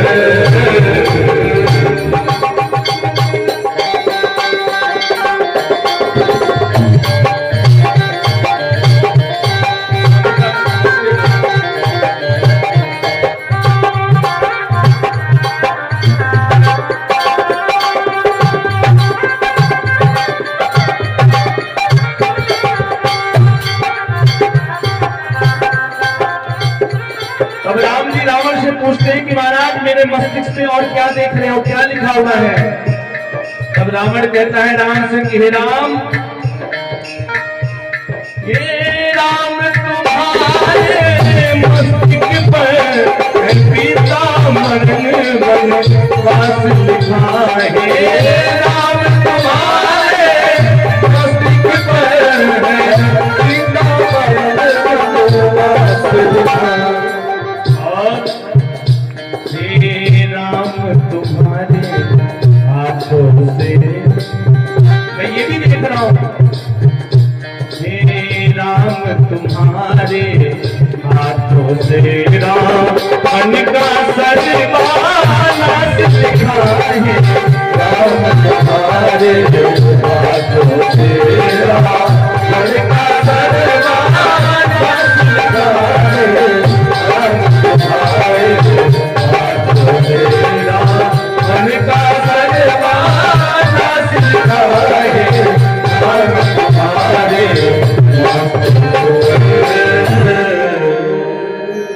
और इतना कहकर के रावण उस सभा से जाने लगता है। उस सभा में जो पहले से राजा लोग बैठे थे ना, वो सब रावण को देख करके हंसने लगे। बड़ा वीर बन करके आया था और धनुष को उठाने की बात कर रहा था, छुआ तक नहीं, ऐसी चला जाए। तब रावण पीछे मुड़ करके उन सभी राजाओं को जवाब देता है कि अगर मैंने इस धनुष को नहीं उठाया या इस धनुष को नहीं छुआ तो इसका मतलब ये नहीं कि मैं कायर हूं। रही बात जानकी की, जो इस धनुष को तोड़ेगा जानकी से नाता जोड़ेगा। तो आज इस पूरी सभा में रावण दोनों भुजाओं को उठा करके कहता है कि जानकी को एक न एक दिन लंका ले जाकर के ही मानूंगा। और वही रावण माता जानकी से बैर करता है, राम से बैर करता है, माता जानकी को ले जाकर के अशोक वाटिका में रखता है। रावण के जाने के बाद अपने गुरु जी का आदेश पाकर के प्रभु श्री राम आगे बढ़ते हैं और सज्जनों जितनी देर में पलक झपकती है ना, उतनी देर में धनुष का खंडन किया है। आज ये देख करके महाराज दशरथ के, क्षमा करेंगे, महाराज जनक के नेत्र सजल हो गए। महाराज जनक सोच रहे हैं कि विधाता ने मेरी पुत्री के लिए कितना सुंदर वर भेजा है। इधर में यहाँ जानकी अपने हाथ में माला लेकर के आते हैं प्रभु श्री राम जी को पहनाने के लिए। सज्जनों, और शादी विवाह में थोड़ा विनोद होना चाहिए। मैया जानकी अपनी सखियों के साथ में आ रही है राम जी को माला पहनाने के लिए। एक तो राम जी पहले से ही लंबे हैं, ऊपर से 1.5 हाथ का मुकुट पहन रखा है, और मैया जानकी थोड़ी छोटी है, हाथ नहीं पहुंच रहा है, माला कैसे पहने। सखियों ने कहा राम जी से, राम जी थोड़ा सर को नीचे कर लो ना, देखो हमारी जानकी आपको माला पहनाने के लिए आई है। राम जी और तन करके खड़े हो गए, बोले अरे हम लोग सूर्यवंशी क्षत्रिय हैं और हमने अपने जीवन में झुकना नहीं सीखा। जानकी से बोलो अगर इनको माला पहनाना है तो पहनाए, नहीं पहनाना है मत पहनाए, लेकिन हम झुकेंगे नहीं। सखियों ने कहा राम जी ये ससुराल है और ससुराल में तो अच्छे अच्छे झुक जाते हैं, फिर आप कहा थे। राम जी ने कहा कुछ भी हो लेकिन हम झुकेंगे नहीं। सखियां महाराज जनक के मंत्री के पास जाती हैं, मंत्री से कहती है कि आप राम जी से कह दो ना थोड़ा सर को नीचे करें। सज्जनों, मंत्री की इतनी हिम्मत कहां। मंत्री महाराज जनक के पास जाते हैं, महाराज जनक से कहते हैं कि हे महाराज आप कह दीजिए ना राम जी से थोड़ा सर को नीचे कर ले, देखो ना हमारी बिटिया कितनी देर से माला लेकर के खड़ी है, उसका हाथ भी दुखने लगा है। महाराज जनक को विदेह राज जनक कहा गया। महाराज जनक ने कहा कि किसी दूसरे राज्य के राजकुमार को अपने राज्य में मिला करके और उससे झुकने के लिए कहा जाए, ये मर्यादा के विरुद्ध है, मैं ये कार्य नहीं कर सकता। इसलिए तुम एक काम करो, इनके गुरुजी के पास चले जाओ, गुरुजी कह देंगे कि चेला थोड़ा सर को नीचे कर लो, चेला सर को नीचे कर ले। गुरुजी ने कहा देखो धनुष तोड़वाना जरूरी था, वो मैंने करवा दिया। इस शादी विवाह में हम साधु संतों का क्या काम, हमारा कोई रोल नहीं है, आप जानो आपका काम, हमें बीच में मत। मंत्री बेचारे आधे घंटे तक घूमते रहे, सबके 5 चक्कर काट के पुनः फिर आकर के अपनी कुर्सी पे बैठ गए हैं। काफी देर हो गया, घंटों तक मैया जानकी हाथ में माला लेकर के खड़ी रही। तब माता जानकी की जो सखियां हैं, उन सखियों के मन में विचार आया। सखियों ने सोचा क्यों ना लक्ष्मण जी से कहा जाए, क्योंकि लक्ष्मण जी सहवाले हैं ना राम जी के। सारी सखियां लक्ष्मण जी के पास गई, लक्ष्मण जी से कहती हैं आप ही कह दो ना अपने भैया से, देखो ना आपकी भाभी कितनी देर से हाथ में माला लेके खड़ी है, आप कह दो ना ये थोड़ा सर को नीचे कर लेंगे, बस बात हो जाएगी, बन जाएगी। अब सज्जनों, लक्ष्मण जी की इतनी हिम्मत कहां कि अपने बड़े भैया को आदेश करें। लक्ष्मण जी तो राम जी के सेवक हैं, लेकिन लक्ष्मण जी के मन में एक विचार आया। लक्ष्मण जी तुरंत अपने आसन से उठे, दौड़ करके गए और जाकर के भैया श्री राम के चरणों में साष्टांग लौट करके प्रणाम करने लगे। और जैसे लौट के प्रणाम करने लगे ना तो राम जी माला वाला सब भूल गए, तुरंत नीचे झुके अपने भाई को उठाने के लिए। लक्ष्मण क्या कर रहे हो? और जैसे नीचे झुके ना इतने में मैया जानकी ने माला पहना दिया सजन। एक बार जोरदार ताली बजाओ। श्री रघुबर कोमल कमल नयन को कोडिंग लगा दीजिए, कोडिंग। ओ श्री रघुवर कोमल कमल नयन को पहनाओ जयमाला, पहनाओ जयमाला। ये कोटि मूरत स्वर्णिम दर्शन हृदय आदि माला, पहनाओ जयमाला।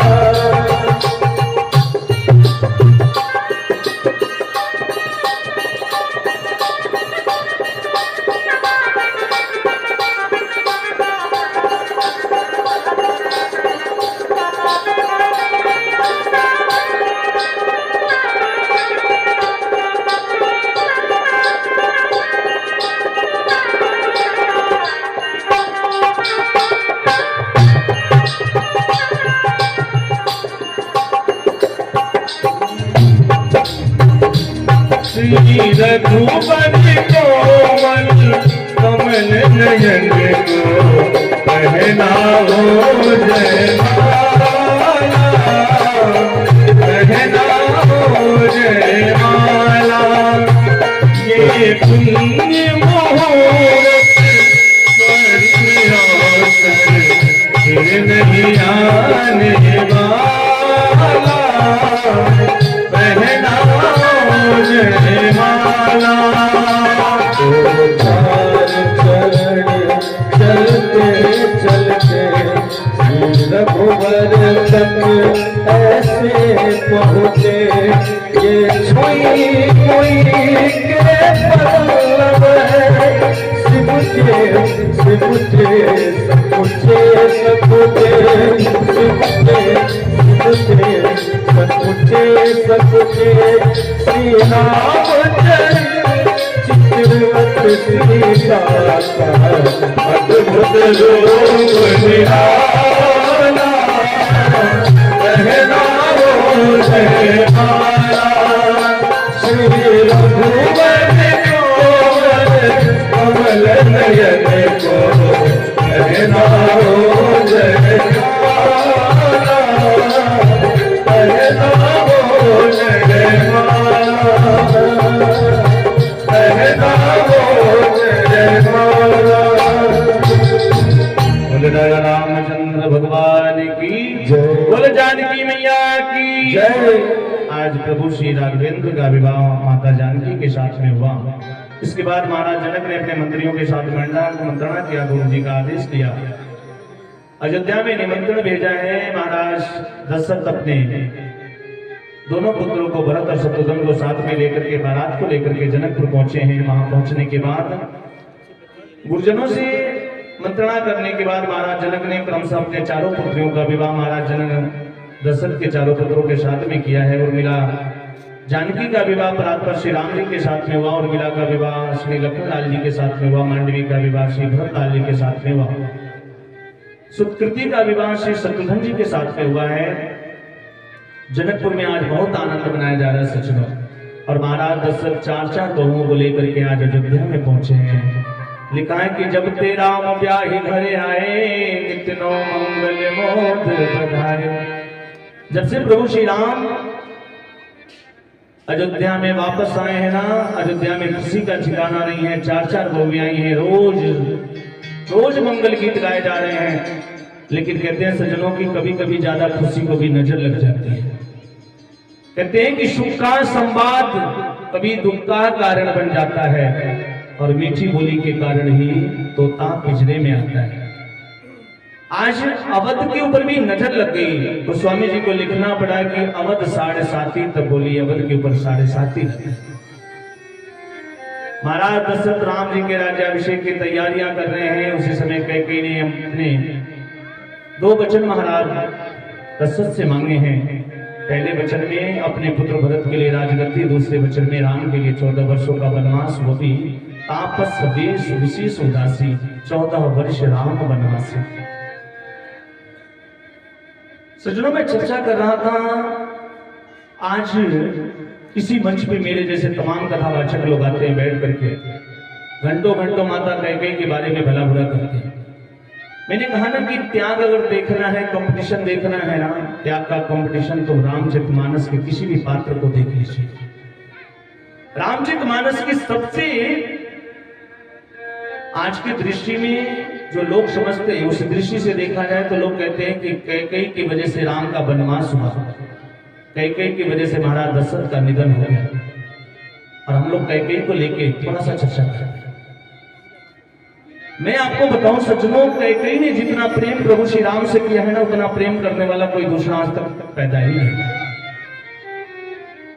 कौशल्या ने तो सिर्फ राम को जन्म दिया है, लेकिन कैकेयी ने राम को वन भेज करके मर्यादा पुरुषोत्तम श्री राम को जन्म दिया है। ये कैकेयी की महत्वता है।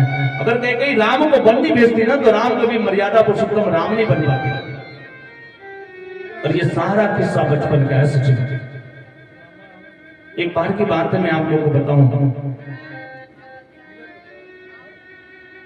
राम जी छोटे से बालक थे। रामचरितमानस में वर्णन आता है कि भरत जी अपने मामा के वहां जाते हैं, लेकिन राम कभी अपने मामा के वहां नहीं जाते, क्योंकि कैकेयी राम को कभी अपनी आंखों से ओझल नहीं होने देते। कैकेयी जब पूजन करती है ना, तो ब्रह्मा से कहती है कि हे ब्रह्मा, इस बार राम मेरी कोख से जन्म नहीं लिया, लेकिन दोबारा फिर कभी अगर राम का जन्म होगा तो राम मेरी कोख से मेरा पुत्र बनकर के उत्पन्न होगा। राम जी जब छोटे से बालक थे ना, एक बार घूमते घूमते माता कैकेयी के महल में गए और पीछे से जाकर के कैकेयी की दोनों आंखों को ऐसे अपने हाथों से पकड़ा और कैकेयी से कहते हैं कि माँ माँ बताओ मैं कौन हूं। कैकेयी को लगा कि राम तो ऐसा नहीं कर सकता। कैकेयी को लगा कि शत्रुघ्न बड़ा शरारती है। मियां कैकेयी ने राम जी का हाथ पकड़ा और बोला, बेटा तू शत्रुघ्न है ना?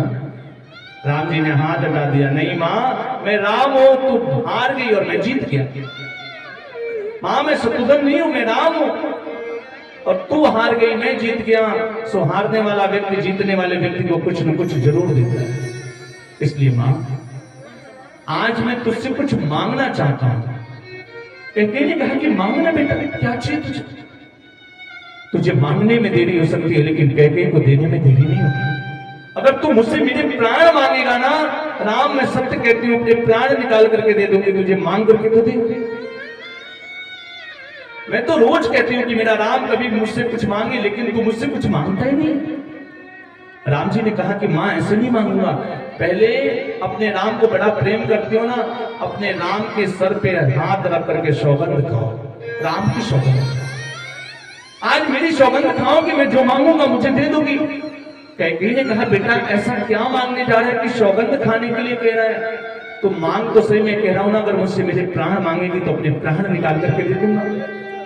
कैकेयी ने कहा मांग करके तो देख। राम ने कहा मां ऐसे नहीं मांगना, पहले रघुकुल की सौगंध खाओ, अपने राम की सौगंध खाओ। रघुकुल रीत सदा चली आई, प्राण जाए पर वचन न जाई। मां मेरे सर पे हाथ रख करके त्रिवचन दो कि मैं जो मांगूंगा तो मुझे दे दोगी। कैकेयी ने कहा राम मैं तेरी सौगंध खाती हूँ, जो मांगेगा तुझे दूंगी।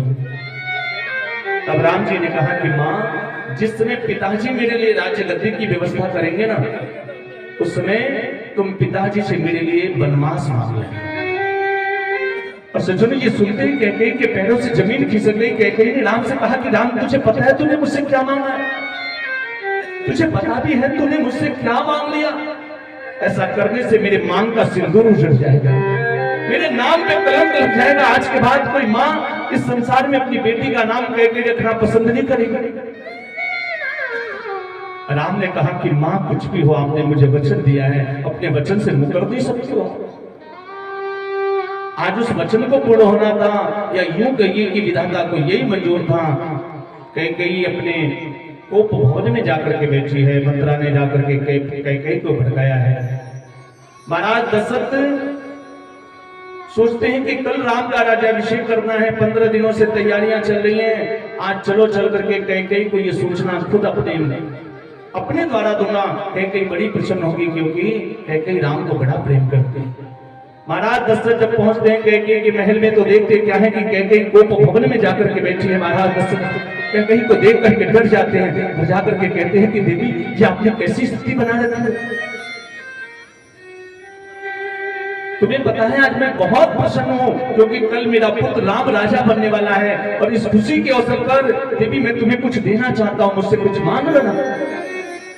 कैकेयी ने कहा कि हमेशा देने की बात करते और देते कभी कुछ नहीं, हमेशा देने की बात करते और देते कभी कुछ नहीं हो। पहले के 2 वरदान को आज तक दे नहीं पाए और आज फिर देने की बात कर रहे हैं।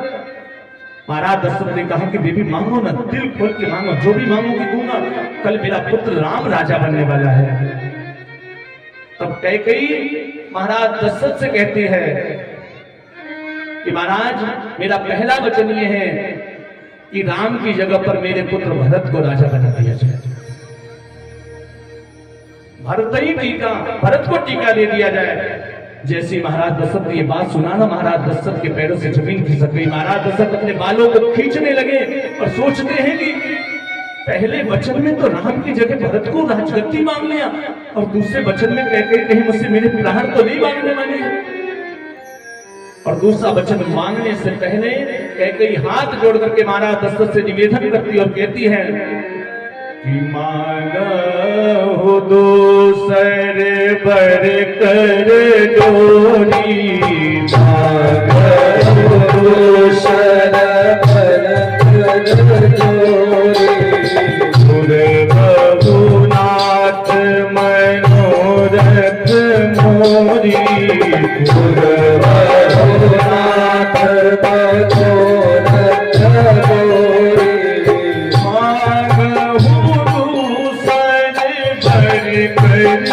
मोरी, जोरी मांगो बचन कर जोड़ी, रघुनाथ मनोरथ मेरी, रघुनाथ मनोरथ मेरी। आपस वेश विशेष उदासी, आपस वेश विशेष उदासी, 14 वर्ष राम वनवासी, 14 वर्ष राम वनवासी, 14 वर्ष राम वनवासी, 14 वर्ष राम वनवासी। महाराज दूसरा वचन मेरा ये है कि कल प्रात काल मुनिवेश धरी जोन राम बन जाही, राउर मरण मोर मरण राउर अजसा निप समझो मन माही। अगर कल प्रातः काल होते ही सूर्य उदय होने से पहले राम बन नहीं गए तो सत्य कहती हूं मैं अपने प्राणों का अंत कर दूंगा। 14 वर्ष विशेष उदासी का वेश बना करके राम को वन भेज दिया। महाराज दशरथ ने कहा कि देवी कुछ और मांग लो, तुम्हें पता है ना कि अगर राम नहीं रहा ना तो मैं राम के बिना जीवित नहीं रह सकता।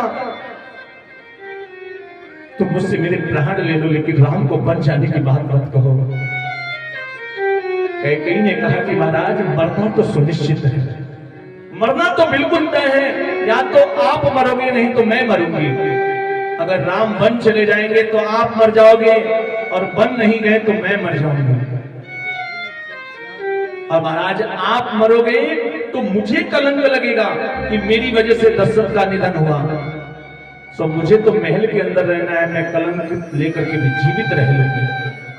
लेकिन यदि आपको कलंक लग गया महाराज तो आपको समाज में रहना है और ऐसा कलंकित जीवन जीने से बढ़िया है कि आप मर जाइए। और कौन ऐसी पत्नी होगी हो जो कहेगी कि आप मर जाइए। कहती है कि आप ऐसा कलंकित जीवन जीने से बढ़िया है कि मर जाइए आप। होत प्रात मुनिवेश धरी जोन राम बन जाए, मोर मरण राउर अजसा निप समझो मन माही। आप विचार कर लीजिए कि आपको क्या करना है।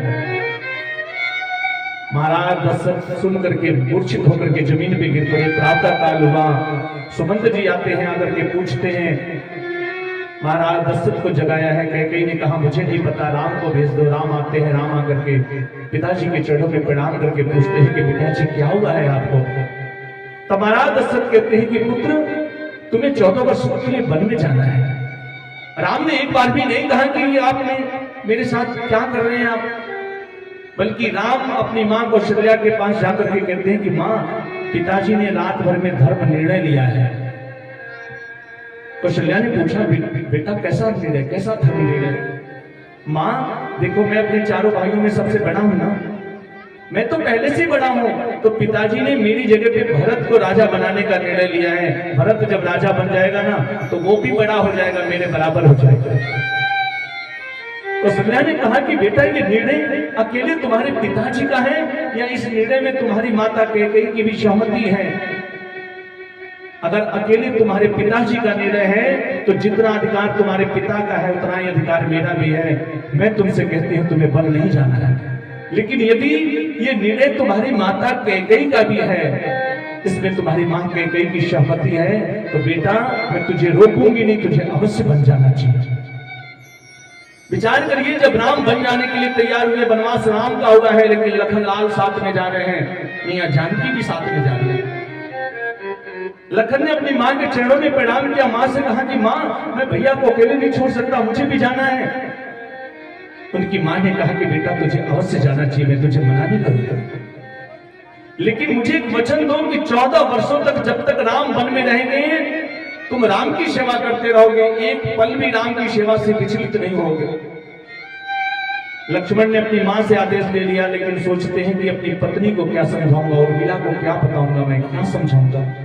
संकुचित होकर के जाते हैं, और जैसे उर्मिला के महल में घुस रहे हैं तो देखते क्या है कि उर्मिला पहले से आरती की थाल सजा कर खड़ी है।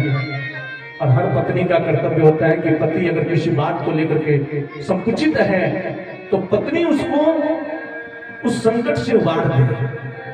उर्मिला पहले से आरती की थाल लेकर के बैठी है। लक्ष्मण जी की आरती करती है और कहती है कि आपको अवश्य जाना चाहिए, लेकिन स्वामी मुझे वचन दीजिए कि जितने दिन आप वहां रहेंगे एक दिन भी सोना नहीं है। 14 वर्षों तक लक्ष्मण राम के साथ रहे हैं ना, 14 वर्षों तक लक्ष्मण ने विश्राम नहीं किया, सोए नहीं। राम वन में जाते हैं सज्जनों, और माता सीता का हरण होता है। रावण राम से वैर करता है। सिंधु पार सेना लेकर के पहुंचे हैं, जाकर के रावण से युद्ध होता है। उस युद्ध में रावण को पराजित करके प्रभु श्री राम जब 14 वर्षों के बाद वापस लौटे हैं अपनी अयोध्या में, तो सबसे पहले अपनी माता कौशल्या के पास नहीं बल्कि कैकेयी के पास है। कैकेयी अपनी महल में है। राम जी जाकर के कैकेयी को प्रणाम करते हैं। प्रणाम करने के बाद कैकेयी रो रही है तो राम कहते हैं माँ आज 14 वर्षों के बाद लौट करके आया हूँ, अपने राम से इतना प्रेम करती थी, आज मुझसे बात नहीं करोगे क्या? कैकेयी कहती है कि बेटा मैं तुझे कौन सा मुंह दिखाऊं, तुम्हें पता है तुम्हारे जाने के बाद क्या हुआ? मेरे नाम पे कलंक लग गया, तुम्हारे पिता की मृत्यु हो गई। और इतना ही नहीं, तुम्हारा भाई भरत जब अपने मामा के घर से लौट करके आया ना तो मुझे ऐसे ऐसे शब्द बोला जो आज तक कोई पुत्र अपनी मां को नहीं कहा होगा। उसने मुझे सरपणी तक कहा कि तू मेरी मां नहीं हो सकती, तूने कैसे सोच लिया कि तू मेरे भैया को वन भेज करके मेरे लिए राजगद्दी सजा दी है? अरे ये राजगद्दी नहीं, तूने मेरे लिए चिता सजा दिया है। तू तो सरपणी है, जिस प्रकार सरपणी अपने बच्चे को जन्म देती है और खुद ही खा जाती है, तू वही है। तू मेरी मां कहलाने के लायक नहीं है। आज के बाद ये मां और बेटे का संबंध समाप्त हो गया। ना तू मेरी मां है ना मैं तेरा पुत्र हूं। कैकेयी आज के बाद ये तेरे कान तरस जाएंगे कि तेरा पुत्र भरत तुझे मां कह करके बुलाएगा। और राम मैं सत्य कह रही हूं, आज 14 वर्षों का दिन हो गया है, मेरा पुत्र भरत मुझे मां कह करके नहीं बुलाया। राम जी ने कैकेयी से कहा कि मां मैं तुझे वचन देता हूं कि आज के आज अभी के अभी मैं भरत से तुझे मां कहलाऊंगा। और इतना कहकर के राम जी सीधे नंदी वन में जाते हैं, जहां नंदी ग्राम में भरत जी गुफा में भूमि पे शयन करते हैं। जैसे भरत ने राम को देखा ना तो दौड़ करके आते हैं। 14 वर्षों के बाद अपने भैया के हृदय से लग करके रोने लगे, रुदन करने लगे। राम जी ने भरत से कहा कि भरत भरत भाई, आज मैं तुझसे कुछ मांगने आया हूं। भरत ने कहा कि भैया, आपको मेरे प्राण चाहिए होंगे ना, तो मुझसे मेरे प्राण मांगना, मैं आपको खुशी खुशी दे दूंगा। लेकिन जब तक पिताजी अयोध्या के राजा थे, जब तक आप अयोध्या में थे, अयोध्या का नियम कुछ और था। हमारे राज्य में जो कोई भी याचक बन के आता था, कुछ मांगता था, पिताजी उसको दे देते थे। लेकिन भैया, जब से मैं राजा बना हूं ना, मैंने थोड़ा नियम बदल दिया है। राम जी ने कहा कि भाई, तूने कौन सा नियम बदला है? भरत ने कहा कि अब जब मेरे राज्य में कोई आता है ना, तो पहले वो मुझसे मांगता नहीं है, बल्कि मैं उससे मांगता हूं, और उसके बाद उसको जो आवश्यकता होती है मैं उसे देता हूं। इसलिए भैया, पहले आप नहीं मांगोगे, पहले मैं आपसे मांगूंगा। राम जी ने कहा, मांगो ना भाई, तुम्हारा तो मांगने का अधिकार है, तुम मुझसे छोड़ के मांगो तो। भरत ने हाथ जोड़ करके राम जी से कहा कि भैया, मेरे प्राण लेने होंगे तो मेरे प्राण ले लेना, लेकिन कैकेयी को मुझसे मां कहने के लिए मत कहना। और राम आए ही शिकारी के लिए, भरत से कैकेयी को मां कहलवाने के लिए। राम जी ने भरत का हाथ पकड़ा, ठीक है भाई, मत कहना, लेकिन मेरे साथ चल तो सकते हो। भरत को लेके जाते हैं, कैकेयी के महल में पहुंचे हैं, और राम जी स्वयं जाकर के कैकेयी की गोद में बैठ जाते हैं, और फिर भरत से पूछते हैं, भाई भरत, बताओ मैं इस समय कहां बैठा हूं? भैया भरत, बताओ मैं इस समय कहां बैठा हूं? भरत के मुंह से अन्यास निकल पड़ा, भैया आप इस समय माता कैकेयी की गोद में बैठे हैं। तो बात समझ में आई तो एक बार सभी लोग जोर नाता के बजाएंगे। बोले राधे कृष्ण भगवान की जय। और इसलिए कहते हैं सज्जनों कि नगरी हो अयोध्यासी, रघुकुल सा घराना हो, शरण हो राघव की जहाँ मेरा ठिकाना हो, शरण हो राघव की जहाँ मेरा ठिकाना हो। नगरी हो अयोध्यासी, रघुकुल का घराना हो, शरण हो राघव के जहाँ मेरा ठिकाना हो, शरण हो राघव की जहाँ मेरा ठिकाना हो।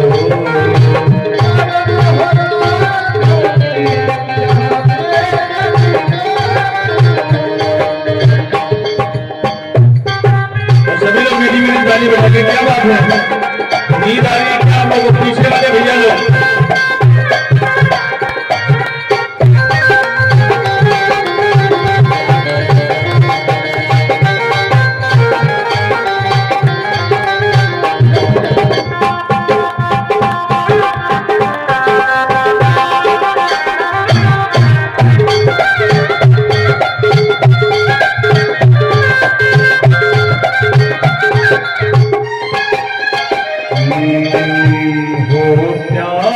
भरत जैसा सीता सी नारी हो,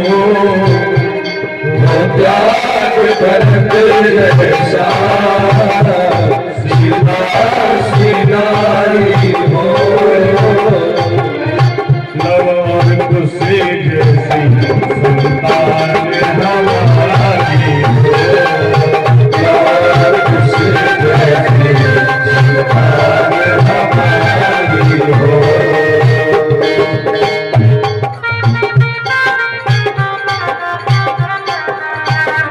राम आए